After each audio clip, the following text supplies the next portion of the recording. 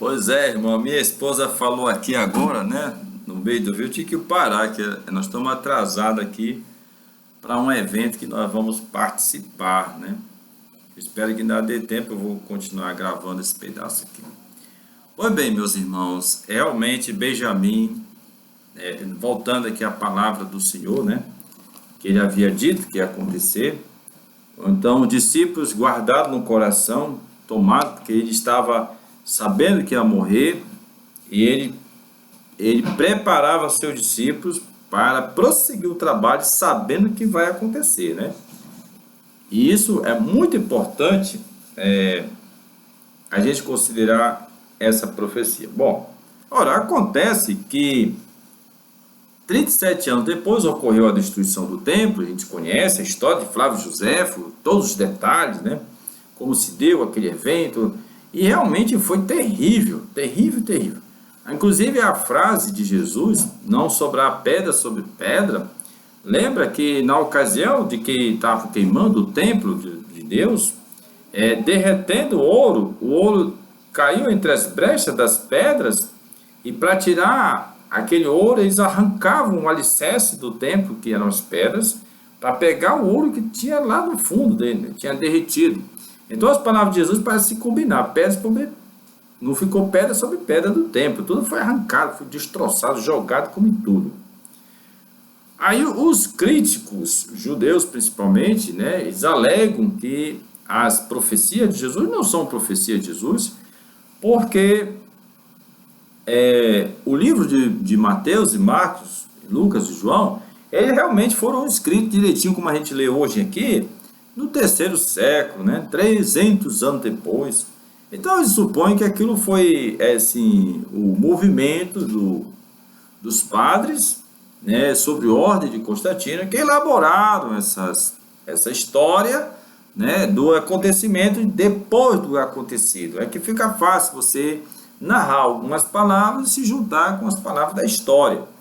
Ou seja, tudo que aconteceu ali, que Jesus falou, na verdade, foi escrito depois do acontecido. Então, aí quer dizer, fica difícil, né, as pessoas acreditar nas profecias de Jesus. Mas os cristãos, eles acreditam. É aquela questão, né? É a mesma experiência que o judeu tem quando lê a Torá. Eles têm aquela convicção no espírito de que a profecia dada por Deus realmente aconteceu. Então, essa sensação, ela também acontece com os cristãos que leem os evangelhos.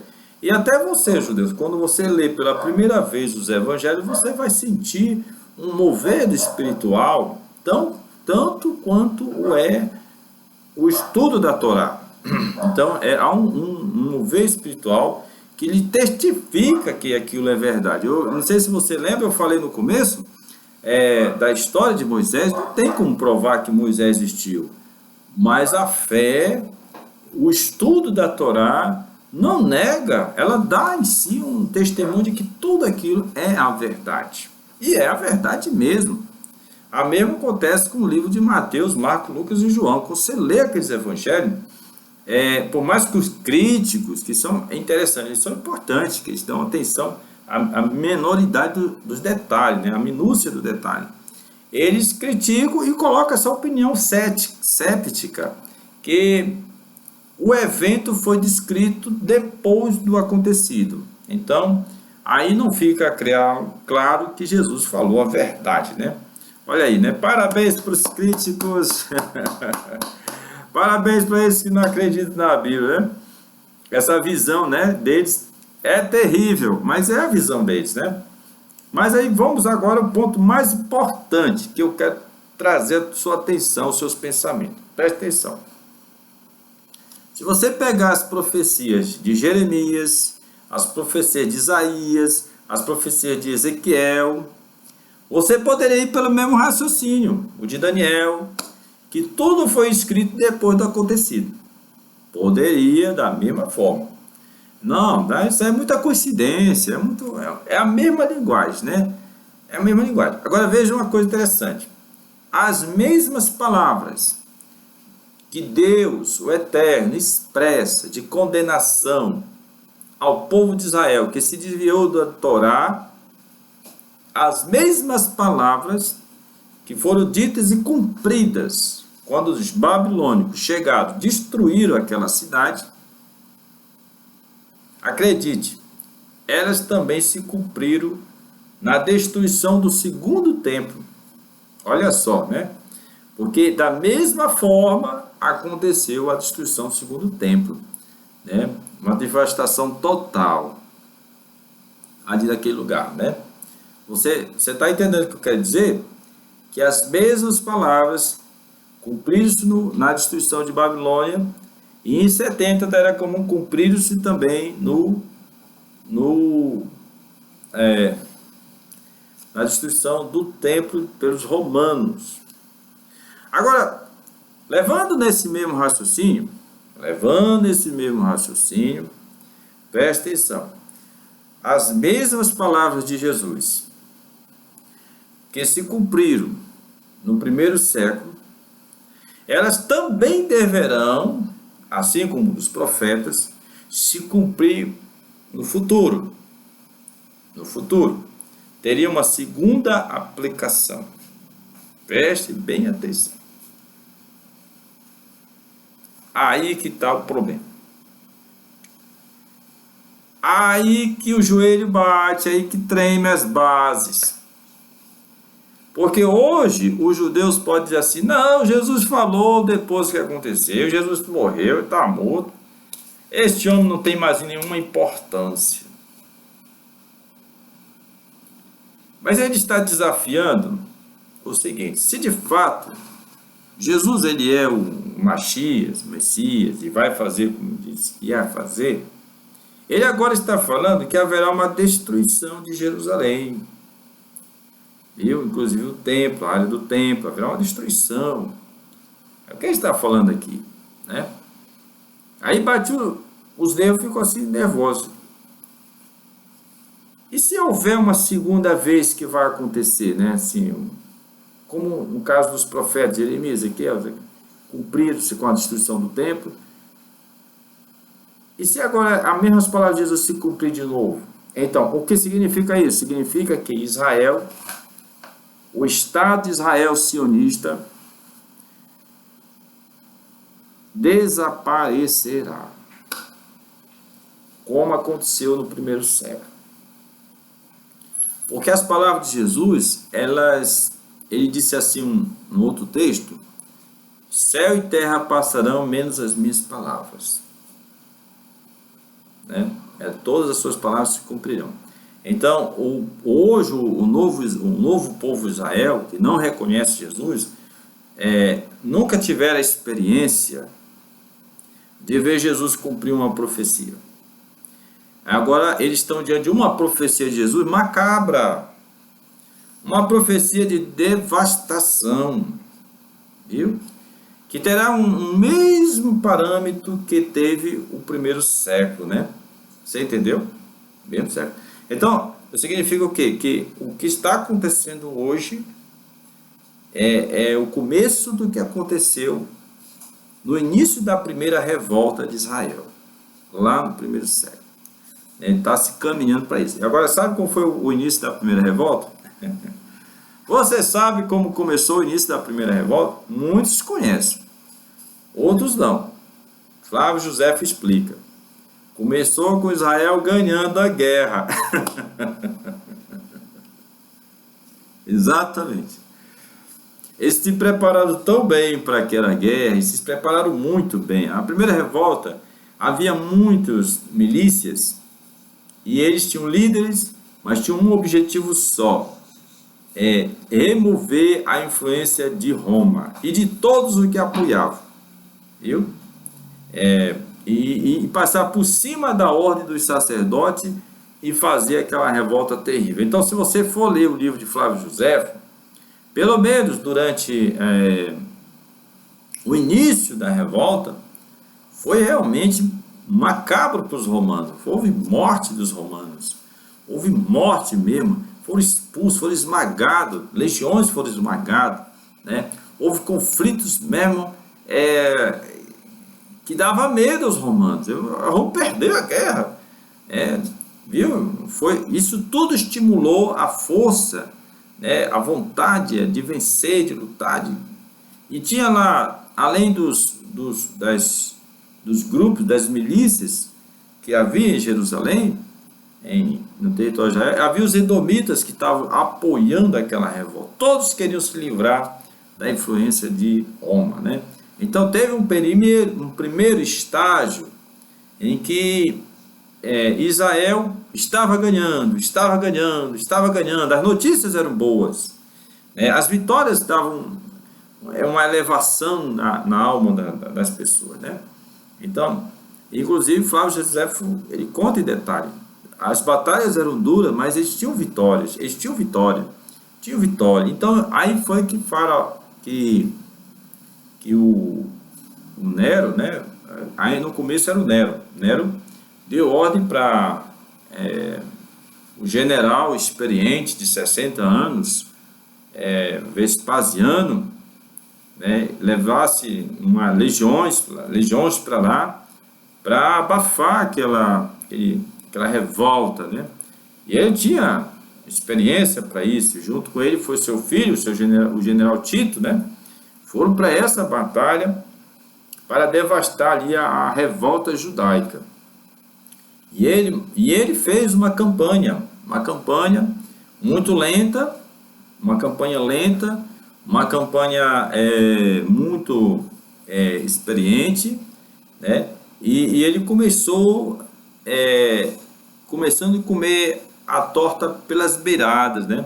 Ele foi removendo todos os empecilhos, avançando pouco a pouco. Ele não tinha pressa, ele foi devagar, tentando convencer a revolta a acabar de uma forma pacífica, mas os sanguinários lá, os líderes que estavam fervescentes, queriam afrontar, então estava forte demais. Mas aí o Vespasiano começou a fazer assim, por onde ele passava, se não aceitasse a proposta deles, passavam por cima. Aí houve um massacre, né?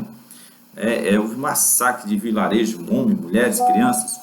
Ele realmente foi muito sábio e mão de ferro mesmo, mão de ferro, né? Vespasiano, para quem não conhece a história, né? Até que finalmente chegou em Jerusalém e acampou-se ao redor de Jerusalém e cercou a cidade, né? Então, você vai vendo aí a história, que é muito parecido com hoje. Hoje, Israel começou essa batalha decisivamente com uma forte presença de poder, né? Ele foi ganhando, né, espaço em Gaza, enfrentou a comunidade árabe, dos árabes, né? Daquele povo árabe. Ele enfrentou a fúria do Irã, da Síria, dos Houthis, da Líbia. Todos viram de massacre que ele estava fazendo nas crianças, derramando sangue, e havia uma comoção, porque todo mundo queria fazer alguma coisa, mas se sentia impedido. Todo mundo querendo fazer alguma coisa, se sentia impedido, e ele devastando, e a TV Jalzira mostrando assim as barbaridades que ele fazia, porque ele também pegou as fotos daquele outro grupo, né, que eu não quero falar o nome aqui, palestinos, as barbáries que fizeram, né, para iniciar o conflito. Aí eles fizeram a divulgação, olha o terror que esse grupo fez aqui, nós vamos nos vingar. E agora, do outro lado, também pegou as imagens mais cruéis e foi espalhando do mundo e chocando o mundo do que os judeus eram capazes de fazer com pessoas que não tinham arma para se defender à altura da arma de Israel, junto com o apoio dos americanos.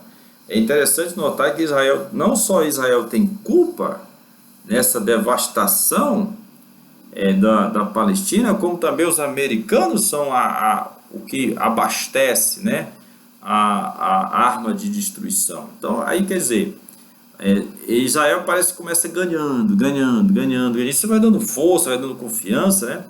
Mas agora, depois de 8 meses, né? Como é que está a situação de Benjamim? Como está a situação de Benjamim? Ele se acabou. Ele hoje é um homem, é uma pessoa não grata em muitas nações. Já pediu a prisão dele e de seus generais. É considerado um homem perigoso, a nível ou superior ao ditador de 1945, né?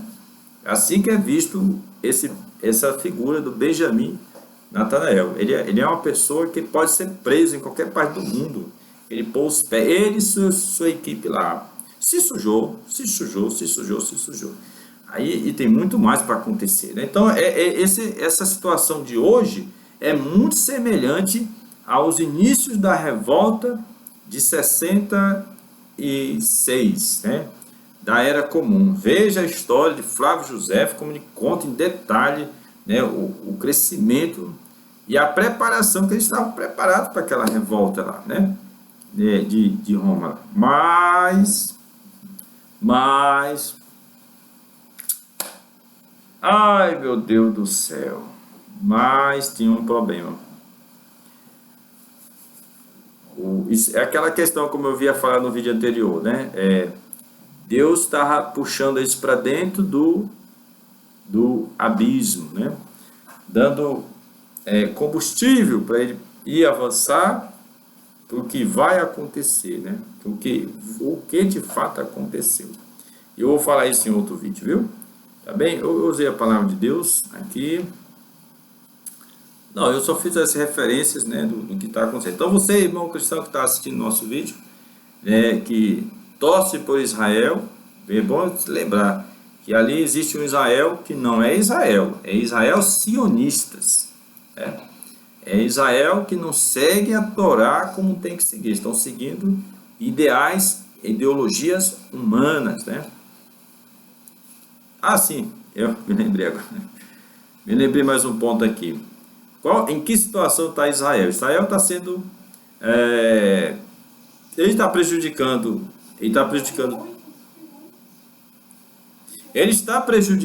todo o povo. Pois bem, ele sujou a imagem de todos os judeus no mundo. Ele pôs em risco as sinagogas no mundo todo, né? Todo o povo de judeus está sendo perseguido, né? Mas os judeus também estão reagindo no mundo todo inteiro. Os judeus verdadeiros estão indo contra esse abuso de Benjamim.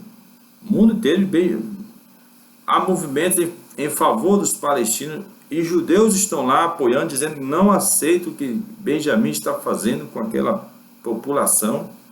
No mundo todo, a divisão, menos no Brasil. No Brasil, esses sionistas tentam calar a voz de verdadeiros judeus, que são contra o que Benjamim está fazendo. Esses sionistas aqui no Brasil, sabe o que eles deveriam fazer? Essa é a minha opinião.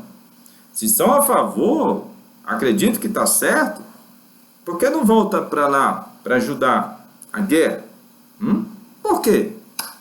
Porque estão aqui no Brasil. Vão lá para a terra ajudar lá, pegar arma, ajudar, defender. Mas não tem coragem. Uns têm. Vai todo mundo, rapaz. Fique só isso. Vai só um não. Vai todo mundo. Vai ajudar lá que está precisando de ajuda lá. Né? Nem ficar aqui só... Tudo bem, orar, tem que orar. Mas vai lá, dá uma força mesmo. Fica aqui não. Né? O Brasil não tem nada a ver com aquilo lá. O Brasil se saiu de fora, deu conselho, não escutou, vamos ver de onde vai dar, né? Mas ele isolou os judeus do mundo todo, né? Ele isolou o mundo todo, né? Agora, por quê? Não, aí você vai ver. Volte lá para a história de Flávio José.